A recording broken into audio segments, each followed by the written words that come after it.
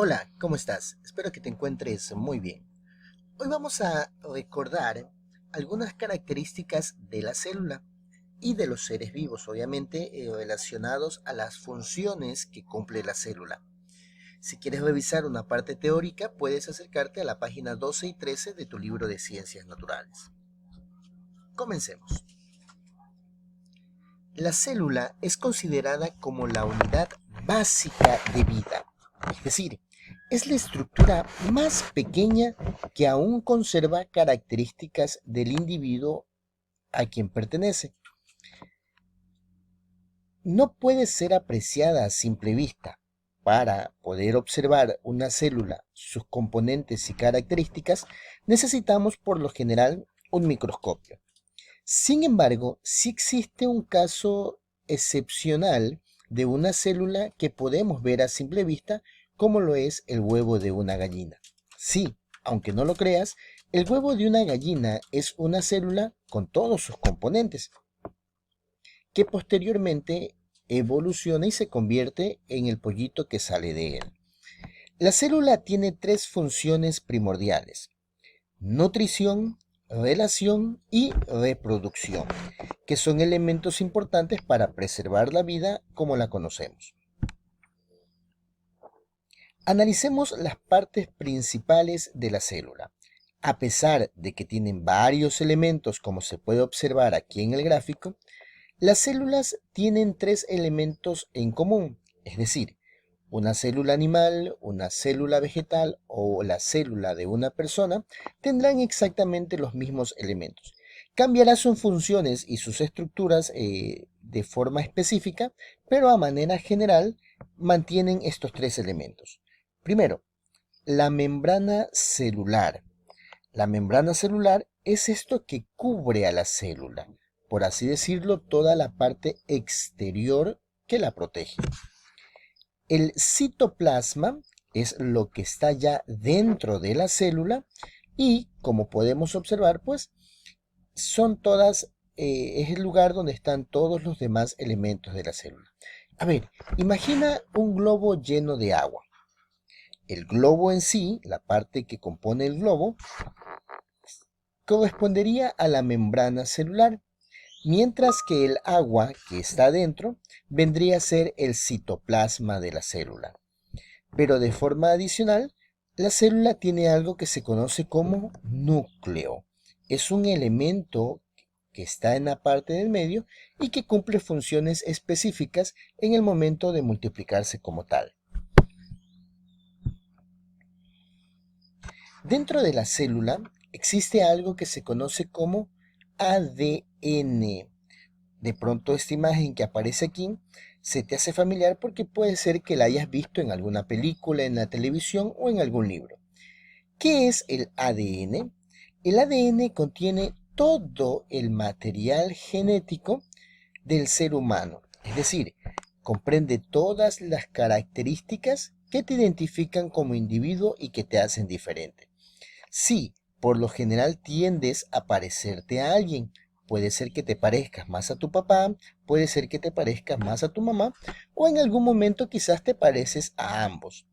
Esto depende del ADN, el material genético que recibimos como herencia de nuestros padres. En las células eucariotas, el ADN se encuentra dentro del núcleo, mientras que en las células procariotas el ADN está en el citoplasma. Recordemos que los elementos estaban entonces núcleo, citoplasma y membrana. En las células eucariotas el ADN está en el núcleo, es decir, todo el compuesto genético está justo aquí en la mitad. Mientras que en las células procariotas el ADN está en el citoplasma. En nuestro ejemplo del globo, significaría que está dentro o nadando en el agua que está dentro de ese globo, ¿no? Como mencionamos al principio, la célula es la parte más pequeña o el componente más pequeño que conforma al ser humano. Esto genera que se establezcan niveles de organización. Vamos a ver entonces.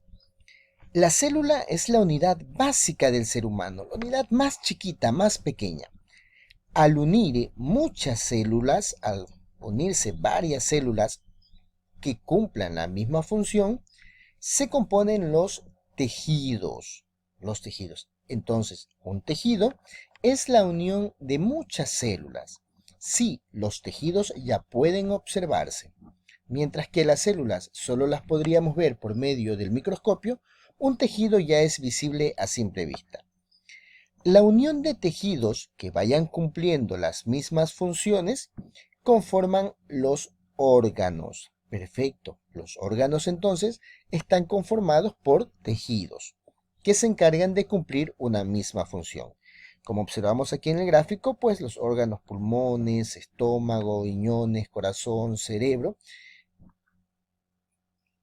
están formados por tejidos que cumplen específicamente funciones exactas. Y por último, si unimos varios órganos que cumplan funciones en secuencia, obtenemos lo que se conocen como sistemas y aparatos. Por ejemplo, el aparato respiratorio está conformado por varios órganos que cumplen funciones de oxigenación dentro del cuerpo y que están estructurados de tal forma que, a pesar de que cada uno cumple una función, en conjunto logran que el ser humano respire. Entonces, en estos niveles de organización tenemos la célula como unidad más pequeña, la unión de células que forma tejidos, la organización de los tejidos que forman órganos y la estructuración de estos órganos formando aparatos y sistemas. En la naturaleza podemos encontrar, dependiendo de la cantidad de células, seres vivos unicelulares y seres vivos pluricelulares. Como el término lo indica, unicelulares significa que tienen solo una célula. ¿Es posible que haya seres vivos conformados por una única célula? Claro que sí. Por lo general son bacterias o algún tipo de microorganismo cuyo ciclo de vida es muy corto. Ejemplo de ellos, el paramecio. Así como observamos aquí en la imagen, está conformado por una única célula. Pero también encontramos seres vivos pluricelulares. Tú eres un ser vivo pluricelular porque estás compuesto por millones y millones de células que se organizaron en tejidos que están formando órganos, los que a su vez están formando los aparatos y sistemas que te permiten cumplir todas tus funciones.